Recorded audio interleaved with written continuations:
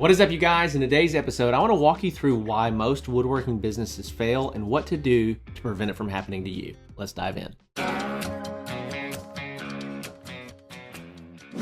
All right, welcome back to the channel. Welcome back to the podcast. As always, I'm your host, Vaught. I'm super excited that you're hanging out with me, learning and growing and developing your business acumen as a custom furniture maker, a cabinetry business owner, whatever it is that you're doing in the crafts. You need business skills, not just the tangible skills of making the product, right? And so in today's video, I want to walk you through why most custom furniture woodworking businesses fail and how you can prevent it from happening to you. And so I want to give you 5 big principles today that are going to be the big 5 killers of business that I see for guys just like you. And I'm going to walk through why people tend to do them and why it sabotages their business success, and then how you can counteract it and do the exact opposite. And so number 1, the very first reason that a lot of woodworking businesses just don't work and they fail is that their unit economics just don't work. So what does that mean? What does it mean when I talk about unit economics? Well, unit economics are basically when we look at how much does it cost me to make a product, how much does it cost me to acquire a customer to buy a product, and how much am I selling that product for? And so for most woodworking companies, not all of them, most of them, they're selling smaller items. Well, one truth about marketing is that marketing is getting more expensive. Inflation is always climbing. It's always increasing. Marketing's getting more expensive. The materials that you've got to buy to make the product, they're always getting more expensive. And so what that ultimately means is that if you are not able to acquire clients and build the product for 20 to 30% of what you're selling it for, you're going to have a tough time scaling a business. You need profit to be able to scale a business. And so when it comes to unit economics, I want to be able to acquire a client for about a tenth of what I'm going to sell that product to that client for. For example, if I'm selling a $4,000 dining table set, I need to be able to acquire clients for somewhere around, $300 to $500 for every new client that I acquire through marketing, right? Or through whatever marketing efforts you're using. Now, most people, they don't do any marketing, right? And so they think they're super successful because they don't have a marketing budget. They don't spend any money on marketing. But the truth is that sometimes they have work and sometimes they don't. Right? So if you want to build a legitimate business that always has work, you can scale, that you can grow, you're going to have a marketing budget. And when it comes to your unit economics, you need to make sure that they check out. So I want marketing to be around 8 to 12% of whatever I'm going to be selling in order to get a client. And then I don't really want to be spending any more than about 50% on labor and materials. Now, if you're the one building it all, you don't have any employees, this takes a lot of pressure off you, and because you get to pay yourself for the labor, right? As opposed to paying somebody else. That money is leaving your household, going somewhere else. You get to keep it all in-house, which is great. But long story short is that their unit economics just don't work. And so you got to make sure that the maths. If the math doesn't math in your business, it's going to fail, okay? Number 2, the second reason why most woodworking businesses fail is that they treat their business like a hobby, not like a business. This is more of an inward problem than it is an exterior problem that you can easily see. When you treat something like a hobby and not like a business, you don't take necessary actions to get where you're trying to go. When you treat it like a business, there's a respect for what you're doing. You schedule things and you don't deviate from the schedule. You are consistent and disciplined, and you do what is necessary to drive results regardless of how you feel. 99% of people do not treat their businesses that way. They treat them like hobbies. Well, I don't feel like it today, so I'm not going to. It is what it is. I'm not going to do that. Or they hum-haw around with decision making inside of their business, and because of that, their business never actually grows. And so to counteract that, you got to treat it like a business. And when it comes to treating a business like a business, it's everything that I just said. You have to be disciplined. You have to be structured. You have to give yourself parameters to operate within. For most people, they don't like to feel restricted by systems or parameters. So because of that, they never actually grow anything meaningful. And so it's super, super important that you treat your business like a business. Hey, so I interrupt myself to talk to you about today's sponsor, and that is Jobber. If you are trying to get organized and you are disorganized and you're a hot mess when it comes to your business, everybody's shop is messy if you're busy. When it comes to organizing my customer list and organizing the orders and the invoices and the communication with the clients, I can't recommend any tool out there better than Jobber to be a one-stop shop, one thing that you pay for every single month that helps you get completely organized inside of your custom furniture business. So if you're watching this and you're like, man, Zach, if I'm being honest, I suck at staying organized. I'm a hot disaster faster, then I want you to click the link in the description below and go get a free trial to Jobber and try it out. See what you think. And then from there, you get a discount because you did it through me. So with that, let's get back to the video. Number 3, this one, it might be the biggest one, and that is that they don't create the 5 essential systems every business needs. A lot of woodworking businesses fail because they don't create the 5 essential systems that every business, not just woodworking or custom furniture businesses, but every business needs. Now, what are these 5 essential systems?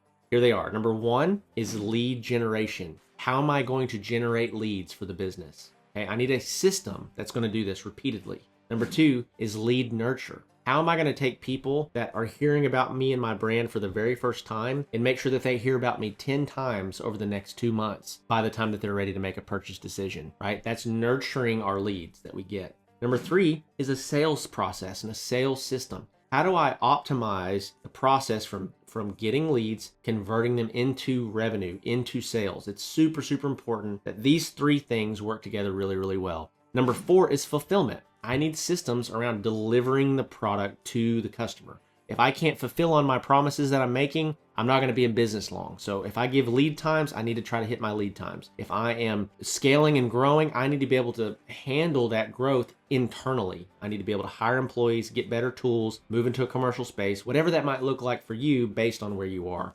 Okay. And then number 5 is customer success and reputation management. And so I want to make sure that my clients have an incredible experience. They don't just get a good product, but they love working with me. The reality is that you're not going to bat 1,000. I call it the 1 in 20 rule, and that's the crazy person rule. 1 out of 20 people that you work with is going to be absolutely crazy. There's nothing you can do to fix it. But the other 19, you can take really great care of. They can leave you 5-star reviews. They can tell their friends and their family about you, and you'll continue to grow through word of mouth. But these are the 5 essential systems that every single business on the face of the planet has to have. We got to find a way to get leads. We got to find a way to nurture those leads. We got to sell. We got to convert leads into dollars. We have to fulfill on our promises. We have to give them what the people are paying for. And then we have to make sure that they have a great experience. If you can create a system around these 5 things, you will succeed wildly inside of your business. By the way, this is what we do inside of the Woodworking Business Accelerator program, is we help you create these 5 essential systems and get you up and running so you're getting more leads than you've ever gotten before. You're nurturing them better than you ever have before. You're using our sales script that has closed over $7 million in custom furniture sales this year alone among our clients. You're using that same sales system to convert these leads into sales, into paying customers. Then we're going to help you optimize your garage or optimize your small shop or wherever you are. We're going to help you set it up in a way that you can get more done than you've ever gotten done before. And then we're going to make sure that you set everything up, your communication rhythms and communication cycles with your customers so that they have a great experience. They like working with you. Right. And that is ultimately one of our biggest goals. And so, but that's huge. Most woodworking businesses fail because they don't have those 5 essential systems. Okay. Now I got 2 more for you. The 4th one is that they kill the golden goose that is giving them the golden eggs. Now, what does this even mean, right? This is some fairy tale hooky dooky story that Zach is telling, right? So if you had a golden goose that every single day was laying you a golden egg, would you keep the golden goose alive and make sure that it was comfortable, make sure that it had everything that it needed to continue to produce golden eggs? Yeah. But what people do in business, especially guys that are just starting out, and let's say that you don't make a lot of money, like from your day job, and you're trying to start a business and you're trying to improve the quality of life for your family. As soon as you start getting golden eggs from the business, as soon as you're getting any revenue, any profit from the business whatsoever, you just start extracting it. You just start taking it for your family, taking it for your personal finances. And what this does is it kills the golden goose. Every business needs cash reserves to survive.